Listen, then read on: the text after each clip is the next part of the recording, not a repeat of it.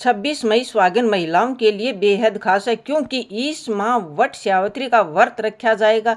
यह व्रत पति की लंबी उम्र, तरक्की, खुशहाली और अच्छी सेहत के लिए रखा जाता है। इस दिन मुख्य रूप से सुहागिनें वट वृक्ष की पूजा करती हैं।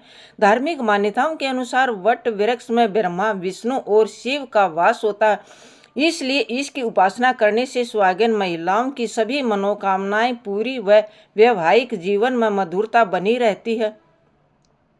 वट सावित्री हिंदू धर्म का प्रमुख पर्व है और उत्तर प्रदेश, बिहार समेत मध्य प्रदेश में इसे भव्य तरीके से मनाया जाता है। यहाँ महिलाएं एकजुट होकर पूजा पाठ करते हुए देवी सावित्री और पति सत्यवान की कथा का स्मरण करती हैं।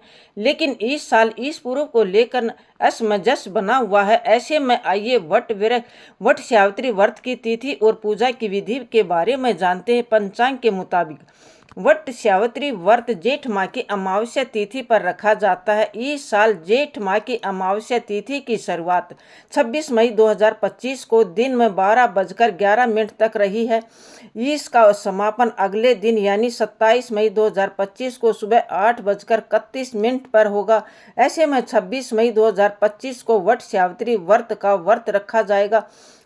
यह जेठ माह की अमावस्या को किया जाएगा। इस दिन सुहागिन महिलाएं अपने पति की लंबी उम्र के लिए उपवास करती हैं। ऐसा कहा जाता है कि इस दिन सावित्री अपने पति के सत्यवान के प्राण यमराज से वापस ले आई थी। यूपी, बिहार, झारखंड, उत्तराखंड में इस व्रत की बहुत मान्यता है।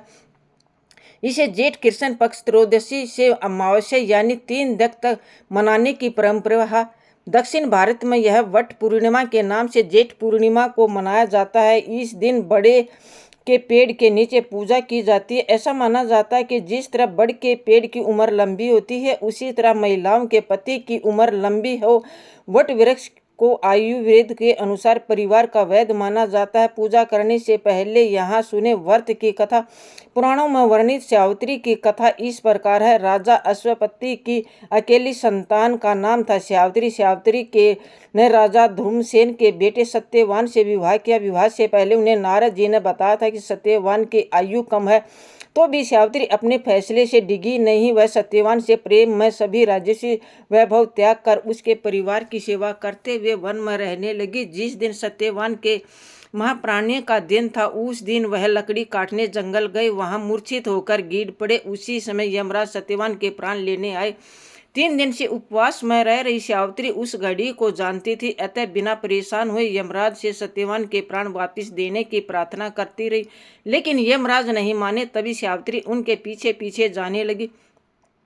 कई बार मना करने के बाद वह नहीं मानी, तो सावित्री के साहस और त्याग से यमराज प्रसन्न हुए और कोई 3 वर मांगने को कहा। सावित्री ने सत्यवान की दृष्टिहीन माता पिता के नेत्रों की ज्योति मांगी, उनका छीना हुआ राज्य मांगा और अपने लिए 100 पुत्रों का वरदान मांगा। तथास्तु कहने के बाद यमराज समझ गए कि सावित्री के पति को साथ ले जाना अब संभव नहीं है, इसलिए उन्होंने सावित्री को अखंड सौभाग्य का आशीर्वाद दिया और सत्यवान को छोड़कर वहां से अंतर्ध्यान हो गए। उस समय सावित्री अपने पति को लेकर वट वृक्ष के नीचे बैठी थी।